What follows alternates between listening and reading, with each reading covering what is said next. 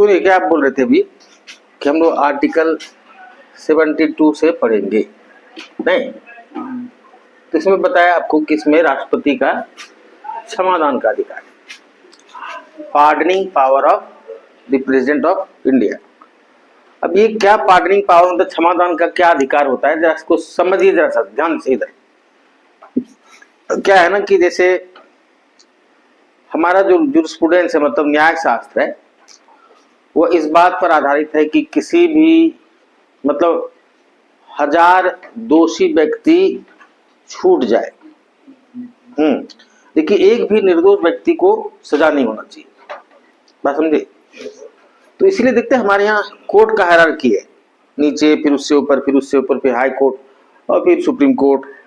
और अगर मान ली इन सभी कोर्ट से कोई गलती हो गई है तो जो एग्जीक्यूटिव हेड है उसको इस गलती को सुधारने का अवसर दिया जाता है, ताकि उस व्यक्ति को बिना मतलब का उसके साथ अन्याय ना हो जाए। बात समझ गए? तो इसीलिए राष्ट्रपति को दिया गया है क्षमादान का अधिकार। अब इसमें कई तरह की चीजें, पहला पार्डन। अब इसका हिंदी तो कुछ होता होगा, पार्डन है जी, समझे? अब ये क्या मतलब है इसका कि अगर राष्ट्रपति किसी को पार्डन किया, समझे, तो इसका मतलब ये हुआ कि वह अपराध कभी हुआ ही नहीं था। बात समझे? इसी कारण से जब वह अपराध हुआ ही नहीं था तो उसके कारण उसके साथ जो अयोग्यताएं थी, डिस्क्वालिफिकेशन, वो सारा चीज खत्म। बात समझ में आई? समझे जी? जैसे मान लिया जाए, एक उदाहरण से बता रहे हैं आपको कि मान लीजिए कि कोई व्यक्ति पर मर्डर का केस लगा, ठीक, और उसको सुप्रीम कोर्ट कहा कि हाँ भाई इसको इतना साल की सजा, 14 साल की सजा, ठीक है। अब वो तो हुआ ही, 14 साल सजा तो भोगेगा ही, प्लस उसका हो गया था यूपीएससी में, तो उसकी नौकरी चली गई। बात समझ गए? तो लेकिन अगर उसको राष्ट्रपति माफ कर दिया तो फिर से नौकरी मिल जाएगा वापस। क्यों? क्योंकि वो अपराध हुआ ही नहीं था, ऐसा माना जाएगा अगर राष्ट्रपति उसका क्षमा करता है उसको। तो जब अपराध ही नहीं हुआ था तो उसके साथ जो अयोग्यताएं थी वो तो अपने आप खत्म हो जाएगी। बात समझ में आ गई? अब दूसरा तरह का होता है जिसको हम लोग कहते हैं कम्यूटेशन। कम्यूटेशन क्या होता है, समझे? और 2-3 चीज होता है, इसको लिख देते हैं। कम्यूटेशन, ये सब का हिंदी हम नहीं जानते, समझे? उसका रिमिशन, ठीक है। पहले इस दोनों को समझिए, इसको भी इसको भी, समझे? ये क्या हुआ, इसमें सजा की अवधि केवल कम की जाती है। जैसे मान ली कि किसी को 10 साल का सश्रम कारावास, समझे, तो उसको खाली घटा दिया जी 5 साल का सश्रम कारावास। बात समझे? इसमें क्या है ना कि इसके अंतर्गत किसी व्यक्ति को जो सजा दी गई उसमें ऊपर वाले सजा को बदल के नीचे वाला सजा, जैसे मान ली किसी व्यक्ति को मृत्युदंड दिया गया है तो उसको हटा करके क्या किया कि आजीवन कारावास कर दिया।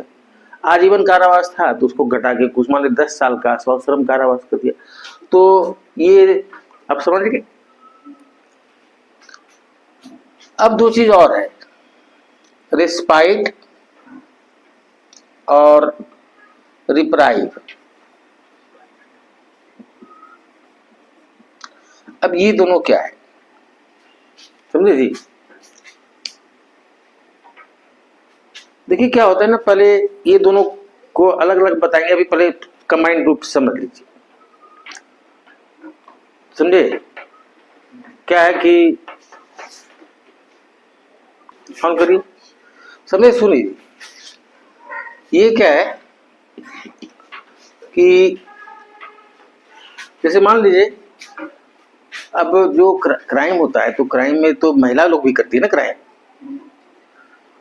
तो अब मान लीजिए कोई महिला है, प्रेग्नेंट है, और उसको दिया गया है 100 श्रम कारावास। तो ये तो ह्यूमन राइट के खिलाफ है। जब तक कोई व्यक्ति जिंदा है, आपको पता है कि नहीं, जब तक कोई व्यक्ति जिंदा है, चाहे उसको फांसी की सजा ही क्यों ना हुई हो, तब तक उसको ह्यूमन डिग्निटी के साथ जीने का पूरा अधिकार है।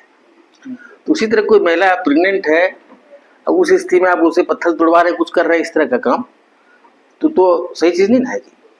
तो किसी व्यक्ति के विशेष परिस्थिति को देखते हुए जब उसकी सजा में कमी लाई जाती है तो उसको हम लोग कहते हैं रेस्पाइट। और रिप्राइव क्या हुआ?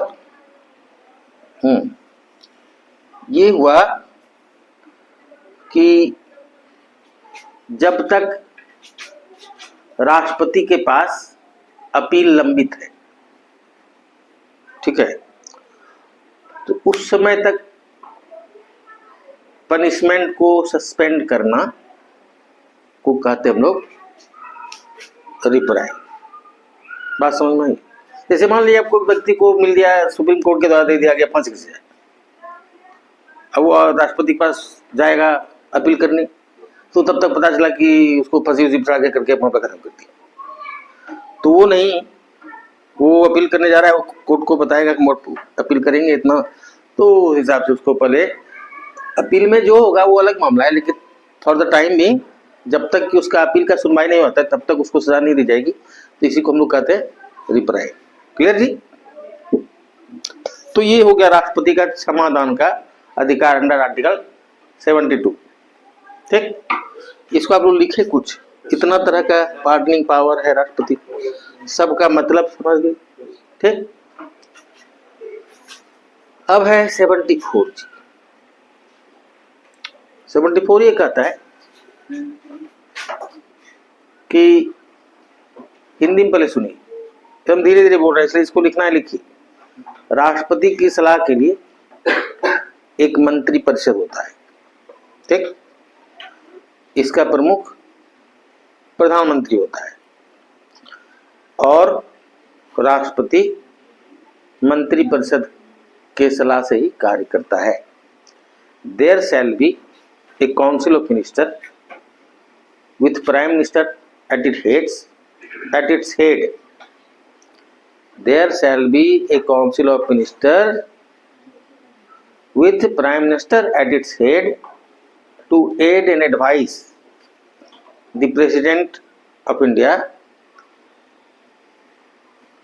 and who shall act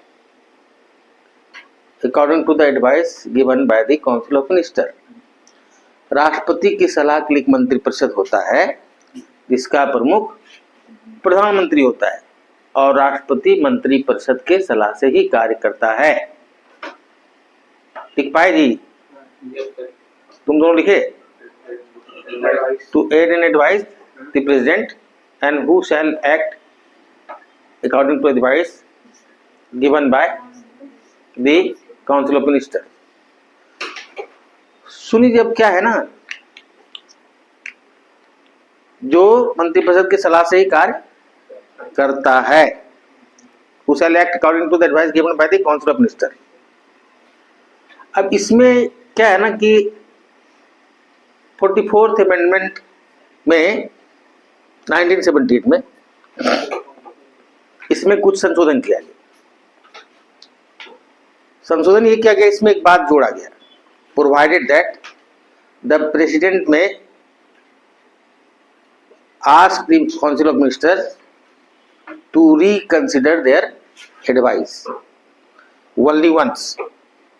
मतलब कि राष्ट्रपति मंत्री परिषद से अपनी सलाह पर पुनर्विचार करने के लिए एक बार कर सकता है।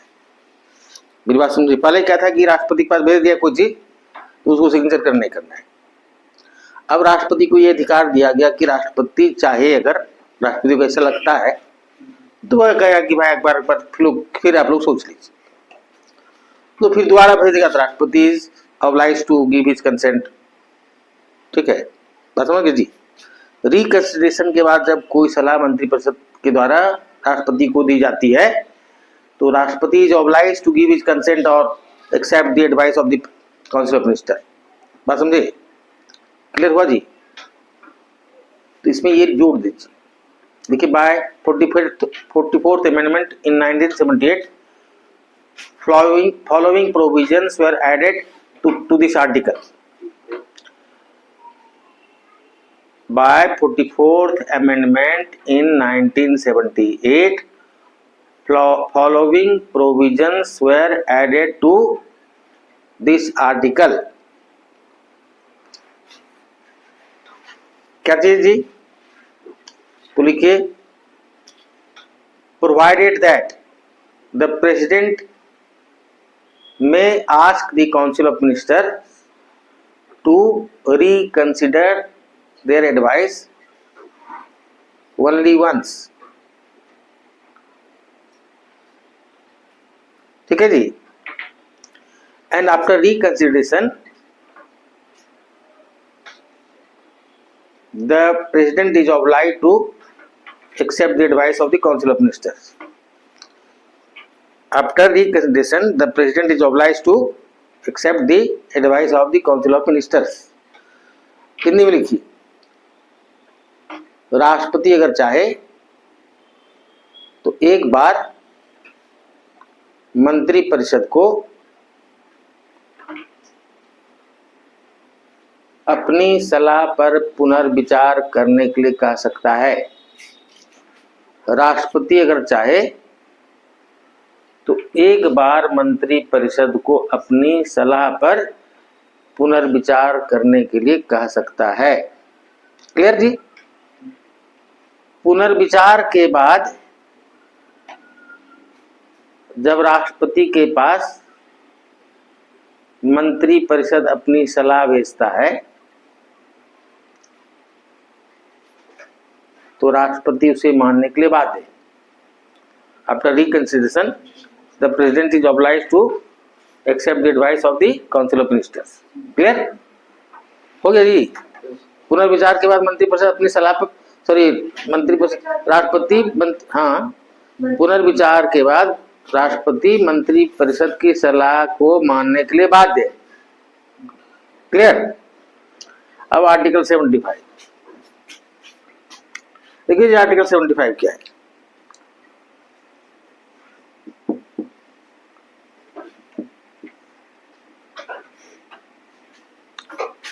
देखिए, आर्टिकल 75 कहता है कि the prime minister is appointed by the president of India. ठीक है? प्रधानमंत्री की नियुक्ति राष्ट्रपति करता है। ठीक? The prime minister is appointed by the president of India. ठीक है? Only condition is that leader of the majority party in the Lok Sabha can only be appointed as prime minister. शर्त यह है कि लोकसभा में बहुमत दल के नेता को ही राष्ट्रपति प्रधानमंत्री नियुक्त करता है या कर सकता है। बात समझे? लोकसभा में बहुमत दल के नेता को ही राष्ट्रपति प्रधानमंत्री नियुक्त कर सकता है। तो only condition is that only the leader of the majority party in the Lok Sabha can be appointed as the prime minister. समझे जी? अब जरा सा समझ लीजिए, इलेक्शन हुआ, इलेक्शन के बाद किसी एक पार्टी को मेजॉरिटी मिल गया। ठीक है जी? मेजॉरिटी मतलब जितना लोकसभा में टोटल सीट है उसका आधा से ज्यादा मिल गया किसी एक पार्टी को, तो मामला खत्म। वो पार्टी अपना लीडर चुनेगा और राष्ट्रपति को देगा कि भाई हम लोग अपना लीडर इनको चुने, तो राष्ट्रपति उसको ही बनाना पड़ेगा। राष्ट्रपति के लिए कोई दूसरा विकल्प नहीं है कि अपने मर्जी से किसी को राष्ट्रपति बना देगा प्रधानमंत्री। मेरी बात समझ में आई? अगर कोई सिंगल पार्टी को मेजॉरिटी नहीं मिला तो गठबंधन सरकार बनती है, जी आप जानते हैं। तब कौन सा गठबंधन है जिसकी सरकार बनेगी? तो पहले प्री इलेक्शन गठबंधन जो है उसको देखा जाएगा। बात समझ में आ रही है? जैसे मान लीजिए इलेक्शन के पहले ही 10 पार्टी मिलकर कह दिया कि हम लोग एक साथ लड़ेंगे इलेक्शन। ठीक है? जैसे मान लीजिए अभी है ना एनडीए है, नहीं, उसके बाद यूपीए है ना। तो ये लोग का पहले से गठबंधन है, या अभी इंडिया की क्या कहता है तो, नहीं जी, तो ये पहले का से गठबंधन है, तो पहले का गठबंधन देखा जाएगा। और अगर पहले का गठबंधन अपना नेता चुन लिया और उसको मेजोरिटी है तो उसको बुलाएगी सरकार बनाने राष्ट्रपति, और उसके प्रधान, उसका लीडर को प्रधानमंत्री नियुक्त किया जाएगा। अगर ये भी नहीं है तो पोस्ट इलेक्शन गठबंधन अगर हुआ है तो उसको, इस सब मामले में क्या होता है, जब किसी पार्टी को क्लियर कट मेजोरिटी नहीं मिलता है तो ऐसे स्थिति में राष्ट्रपति को बहुत पावर रहता है, बात समझ, क्योंकि राष्ट्रपति कुछ उलट फिर कर सकता है कि थोड़ा बहुत इधर उधर करके जिसको जिसको बुला लिया, मान ली कि नहीं कुछ नियम कानून, क्योंकि देखिए जो नियम कानून होता है वो एकदम से एकदम क्लियर तो नहीं होता है, अनएम्बिगुअस, थोड़ा बहुत उसमें कुछ ना कुछ लूपहोल्स निकाल करके राष्ट्रपति का अग्नि इस पार्टी का को हम बुलाए, अब वो अपना प्रूव करेगा, मेजोरिटी अगर नहीं होगा तो फिर दूसरे बुलाएंगे। तो जिस दौरान उसको कहा कि मेजोरिटी प्रूव करेगा उस दौरान वो हॉर्स ट्रेडिंग करके, मतलब खरीद बिक्री करके अपना मेजोरिटी कर लेगा जी। तो ऐसी स्थिति में राष्ट्रपति को फिर पूरा पावर आता है, मेरी बात समझ गए। ऐसे नॉर्मली राष्ट्रपति हमारे यहाँ अच्छे अच्छे लोग बनाए गए हैं, कुछ एक्सेप्शन को छोड़ के, इसलिए राष्ट्रपति आमतौर पर ये पॉलिटिकल पचड़ा में फंसता नहीं है जी, गवर्नर की तरह। राष्ट्रपति अभी भी महामहिम की तरह ही काम करते हैं, समझे। अब इधर का राष्ट्रपति के तो बारे में उतना नहीं कह सकते, इसलिए कि इधर का राष्ट्रपति के बारे में हम आई हैव गॉट रिजर्वेशन, ठीक है, मतलब कि लोग तो एकदम से है जी पार्टी वाला आदमी, उस तरह का आदमी नहीं है कि इंटेलेक्चुअली बहुत हाई है, तो इन लोग से कुछ हम नहीं कर सकते, क्या कर सकते हैं लोग। अदरवाइज नॉर्मली भारत में राष्ट्रपति बहुत अच्छे अच्छे योग्य लोग बनाए गए हैं, कुछ अपवाद को छोड़कर, समझे। तो खैर, तो आप ये समझ गए जी कि राष्ट्रपति प्रधानमंत्री को नियुक्त करेगा। लिखिए, other ministers are appointed by the president, लिखिए, on the advice of the prime minister. Other ministers are appointed by the president on the advice of the prime minister. सुनिएगा आप जी, देखिए ये जो कहते हैं ना एडवाइस ऑफ प्राइम मिनिस्टर, इसका क्या प्रैक्टिकल क्या होता है इसको बताते हैं। ये प्राइम मिनिस्टर का डिस्क्रेशन है कि किस व्यक्ति को वो मंत्री बनाएगा, किसको नहीं बनाएगा, इसमें किसी का कोई इंटरफेरेंस नहीं हो सकता है। राष्ट्रपति का वो मेरा चेहरा पसंद नहीं है, एक बात करें, इधर ध्यान दीजिए, हमको प्रधानमंत्री मंत्री परिषद में डाला, राष्ट्रपति मेरा चेहरा पसंद नहीं है, तो राष्ट्रपति नहीं कह सकता कि इसको हटाइए, वो सब कुछ नहीं। प्रधानमंत्री जो लिस्ट दे दिया राष्ट्रपति को, उसको वो दिलवाना राष्ट्रपति का काम है, उसमें राष्ट्रपति का कोई इफ बट कुछ नहीं चलना है। ये डिस्कशन किसका है, ये प्राइम मिनिस्टर का डिस्कशन है कि किसको किसको बनाता है मंत्री, किसको नहीं बनाता है। क्लियर। तो ये हो गया ना कि अन्य मंत्रियों की नियुक्ति राष्ट्रपति प्रधानमंत्री की सलाह करता है। सलाह मतलब समझे, सलाह वाला कुछ नहीं, लिस्ट दे दिया राष्ट्रपति को, बस हो गया। अब राष्ट्रपति को इतना ही पावर, राष्ट्रपति बोलेंगे आए तो उधर आदमी बोलेगा, जो मंत्री शपथ ले रहा आए, फिर दूसरा पावर पैराग्राफ आएगा तो फिर राष्ट्रपति बोलेगा आए, तो वो फिर बोलेगा आए, फलना फलना फलना, बस समझ गए, बस इतना। अब क्या है कि each minister of the council of minister is individually responsible to the president of India. देखिए इसको नहीं, each minister of the Council of Ministers is individually responsible to the President of India. In other words,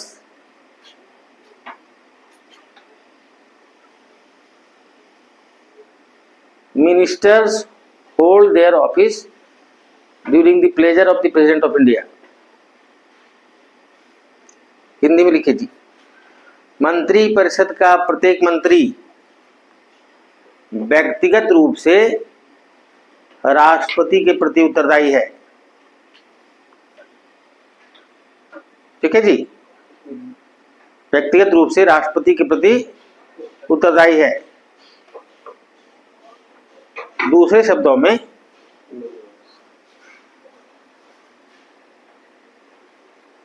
प्रत्येक मंत्री राष्ट्रपति के प्रसाद पर्यंत ही अपने पद पर बना रहता है।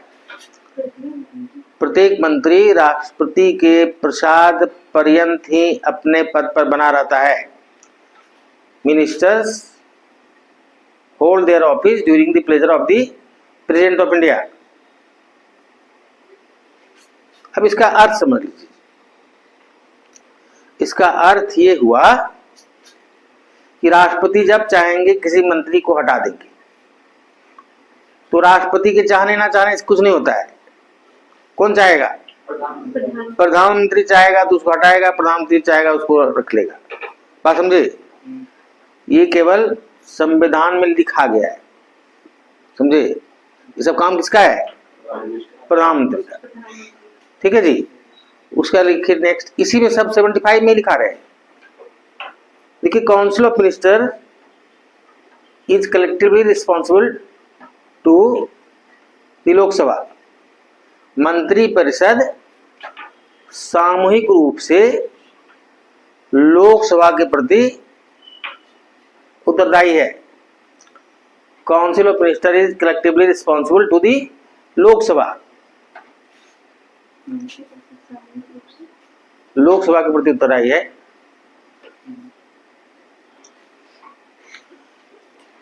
हो गया जी। इसका अर्थ क्या हो समझ लीजिए। कलेक्टिव रिस्पॉन्सिबिलिटी है जी। को अच्छा चीज होता है तो उसके लिए कलेक्टिवली रिस्पॉन्सिबल है मंत्री परिषद। बुरा चीज होता है तो कलेक्टिवली रिस्पॉन्सिबल है। इसका अर्थ क्या हुआ? अर्थ ये हुआ कि अगर मान लीजिए कि किसी मंत्री के अगेंस्ट में, सिंगल इंडिविजुअल मंत्री के अगेंस्ट में अविश्वास का प्रस्ताव पारित हो जाता है, तो चूंकि कलेक्टिव रिस्पॉन्सिबिलिटी है इसलिए पूरा का पूरा मंत्री परिषद भंग या खत्म, सरकार गिर जाएगी। बात समझ गए जी? अविश्वास का प्रस्ताव मतलब हुआ नो कॉन्फिडेंस मोशन। मतलब एज लॉन्ग एज मंत्री परिषद मतलब council of ministers enjoys the confidence of majority of Lok Sabha, ये कंटिन्यू करेगा, अदरवाइज खत्म। बात समझ गए? अब एक बात यहाँ पर और है, अगर मान ली प्रधानमंत्री चूंकि मंत्रिपरिषद का प्रमुख है तो प्रधानमंत्री त्याग पत्र देता है तो मंत्रिपरिषद भंग। प्रधानमंत्री की मृत्यु जाती है तो मंत्रिपरिषद भंग।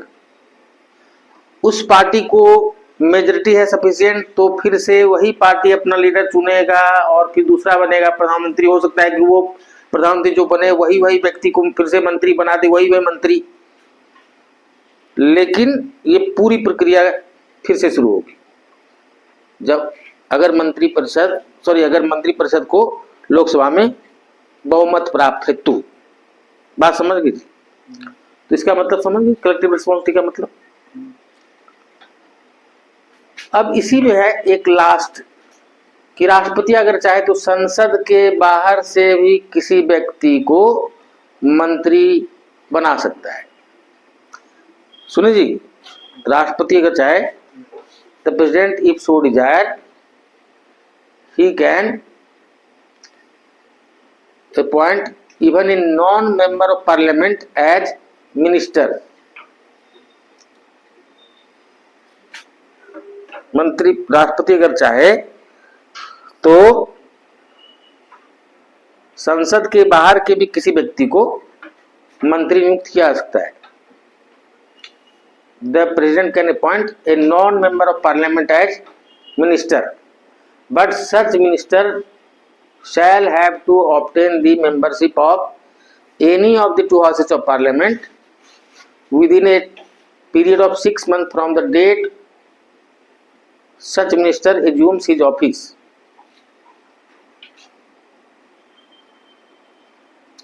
सुने, हिंदी में क्या मतलब हुआ कि ऐसे मंत्री को 6 महीने के अंदर संसद के किसी न किसी सदन की सदस्यता स्वीकार करना अनिवार्य है।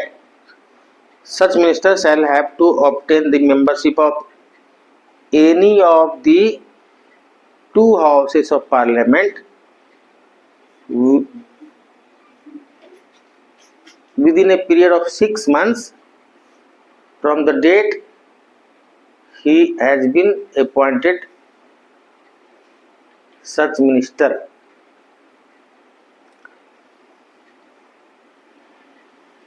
यानी क्या, हिंदी में क्या बताए, 6 माह के अंदर संसद के किसी न किसी सदस्य की संस्था स्वीकार करना अनिवार्य है। अगर नहीं हो पाता है तो 6 महीने के बाद वो मंत्री नहीं रहेगा। क्लियर जी? तो ये आपको बताए 75। ठीक है जी।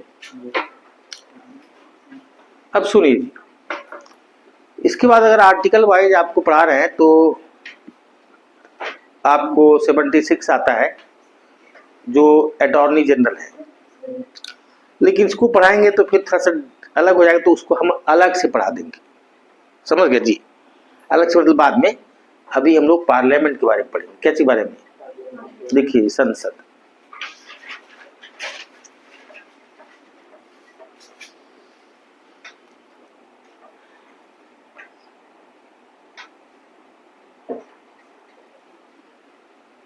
अब जितना चीज अभी हम आपको बताए ये सब राष्ट्रपति का पावर हुआ, नहीं हुआ कि प्रधानमंत्री की नियुक्ति राष्ट्रपति करता है, मंत्री की नियुक्ति राष्ट्रपति करता है, उसके बाद राष्ट्रपति के प्रति उत्तरदायी है। हाँ, उसका किसी गैर सदस्य को भी मंत्री बना सकता है। सब राष्ट्रपति का पावर हो गया, नहीं? तो अगर आपको किसी परीक्षा में राष्ट्रपति का पावर लिखना हो तो हम आपको उस तरह से नहीं लिखा रहे हैं, तो आपको सब जगह से कलेक्ट करना होगा। लेकिन हम आपको तो अलग तरह से पढ़ा रहे हैं और अलग चीज के लिए पढ़ा रहे हैं। अभी सब्जेक्टिव नहीं पढ़ा रहे। सब्जेक्टिव पढ़ा रहे होते तो हम पहले राष्ट्रपति का पूरा लेजिस्लेटिव, तो फाइनेंशियल, तो सारा पावर, नहीं समझे, एग्जीक्यूटिव पावर, तो जुडिशियल पावर, सब बताते वैसे करके। लेकिन हम पढ़ा रहे हैं आपको आर्टिकल वाइज। तो देखिए जी, भारत का एक संसद होता है। There shall be parliament of India, ऐसा संविधान में लिखा हुआ है। Article 79, there shall be a parliament of India which consists of president, Lok Sabha and Rajya Sabha. Bharat का एक संसद होता है जो राष्ट्रपति, लोकसभा और राज्यसभा से मिलकर बनता है। याद ये रखना यहां पर कि राष्ट्रपति जो है वो संसद का अभिन्न अंग है, इसको याद रखना है। जब भी हम लोग संसद बोलेंगे, सुनिए जी, जब भी हम लोग संसद बोलेंगे तो उसका अर्थ हुआ राष्ट्रपति, लोकसभा और राज्यसभा तीनों। ऐसा नहीं हुआ संसद का मतलब लोकसभा राज्यसभा। संसद मतलब राष्ट्रपति, लोकसभा, राज्यसभा। क्लियर जी? अभी से याद रखना हमेशा कि संसद मतलब लोकसभा और राष्ट्रपति, लोकसभा और राज्यसभा। ये नहीं कि संसद मतलब लोकसभा और राज्यसभा। अब क्या है ना कि लोकसभा को हम लोग अंग्रेजी में कहते हैं हाउस ऑफ पीपल। हिंदी में हम लोग उसी को लिखे हैं, अपना हिंदी बना है लोकसभा, हाउस ऑफ पीपल। इसको लोअर हाउस करते हैं। ठीक है जी? इसको आप लिख लीजिए कि Lok Sabha is known as lower house and Rajya Sabha is known as upper house. लिखिए हिंदी में, लोकसभा को निचला सदन कहते और लोक राज्यसभा को उच्च सदन कहते।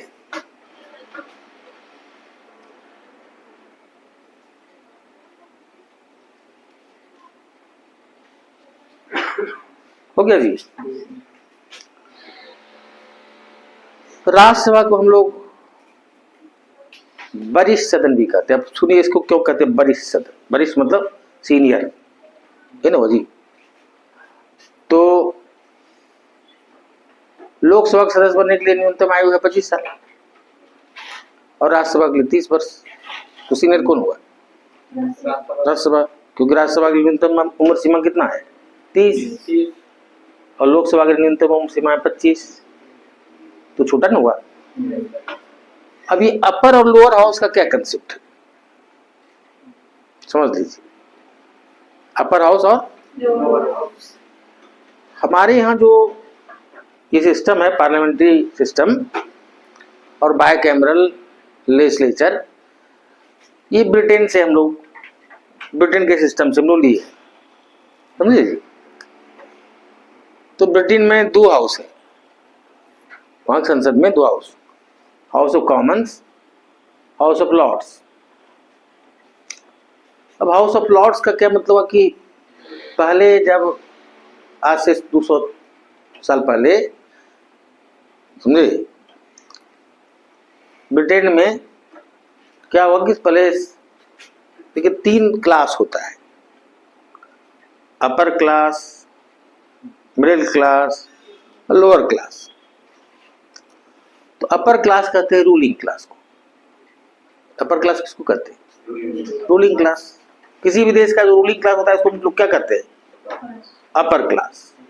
और मिडिल क्लास कहते हैं प्रोफेशनल्स, डॉक्टर इंजीनियर जितना तरह का काम धाम करने वाला आदमी हो गया मिडिल क्लास।